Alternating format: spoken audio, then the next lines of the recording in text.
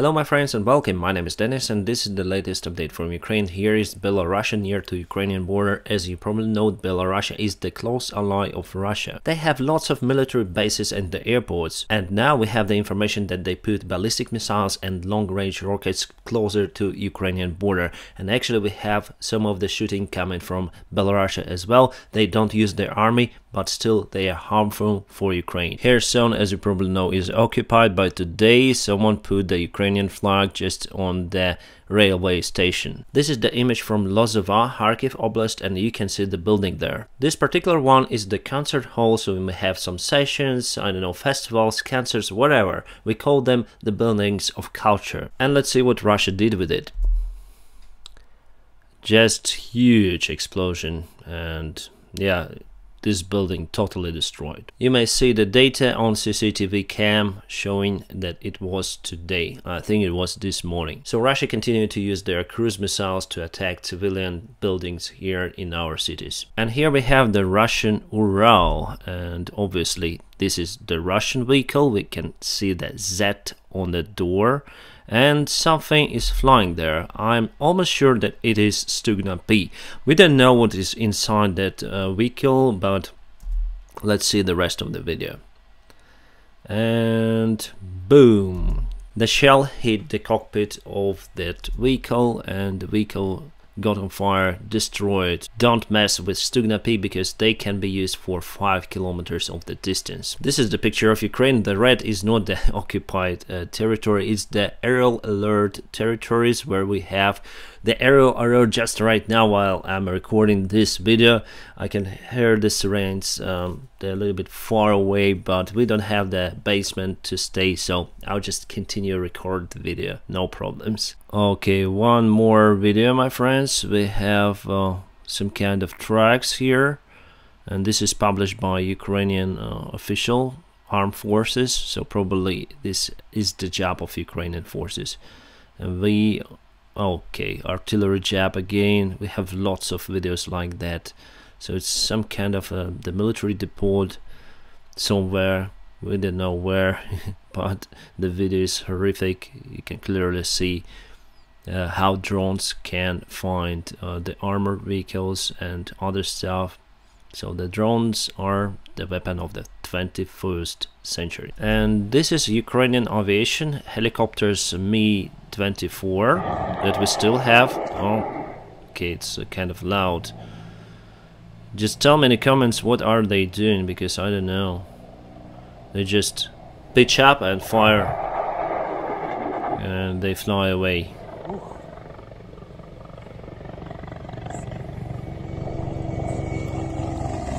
You see those two white stripes? It means that this helicopter is Ukrainian.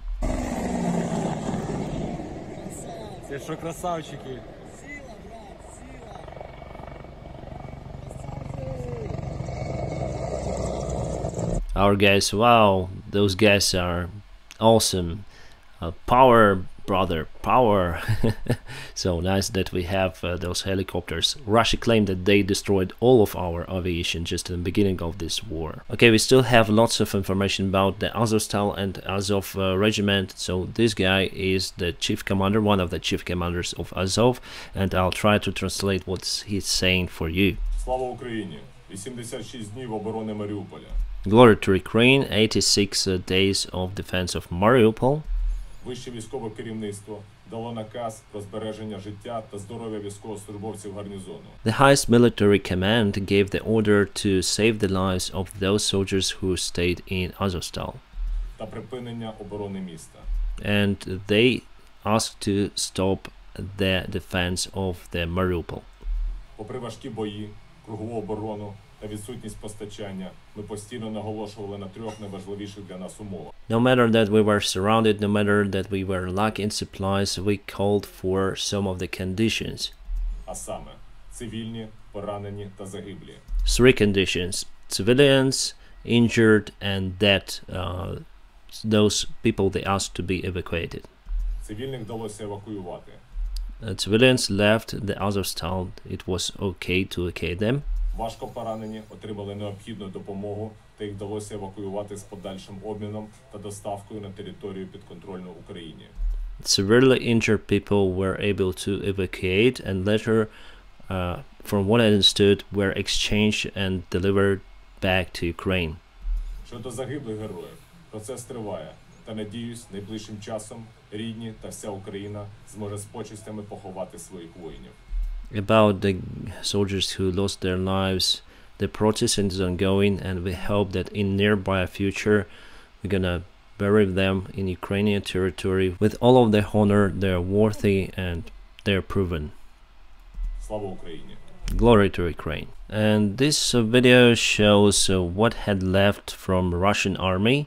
Then they tried to cross the actually small river near to Seversky Donetsk, so totally destroyed. We saw many pictures, we saw videos from the side filmed by soldiers, Ukrainian soldiers, and now we see the video from above.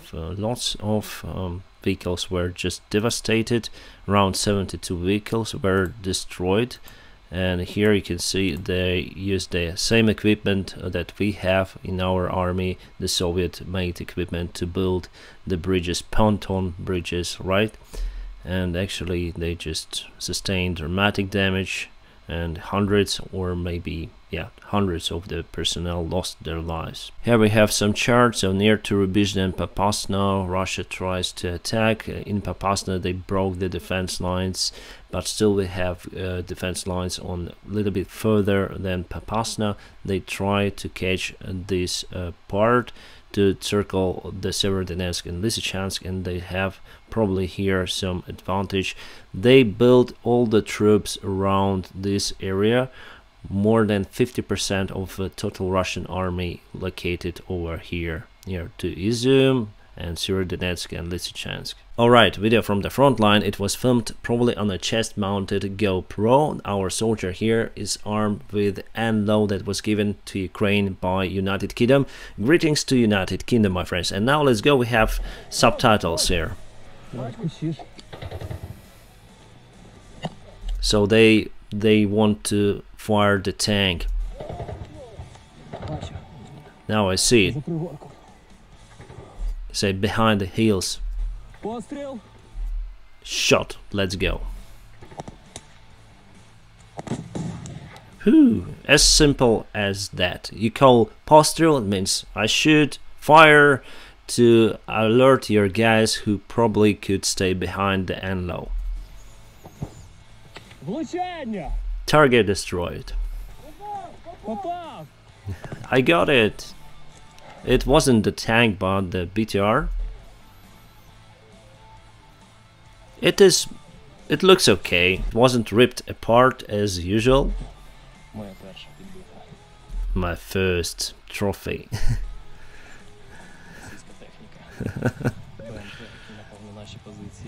This guy is awesome. You see, we are here to defend our country. We do not hesitate to show our faces, so what should we hide, right? Even me, I'm also on some kind of the front line, media front line. Our favorite Russian TV shows. Here we have the guy with a Z, and we have also English subtitles. So he says like, the special military operation being conducted by Russia is processing, well, let's say, with quite some difficulty.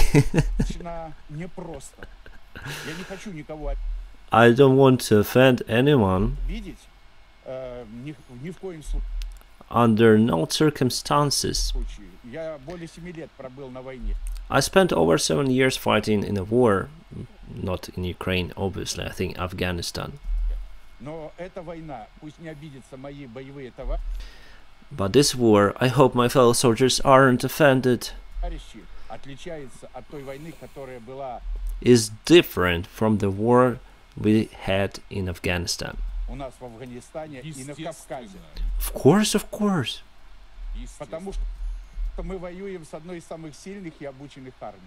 Because we are fighting against the most strongest armies in the world.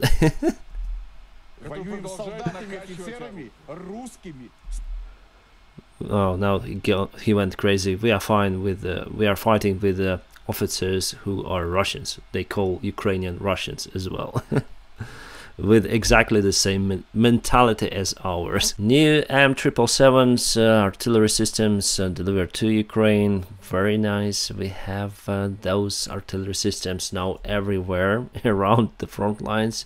And yesterday we had a good news that Congress agreed to give Ukraine $40 billion, and today G7 agreed to give Ukraine almost 20 billion euros.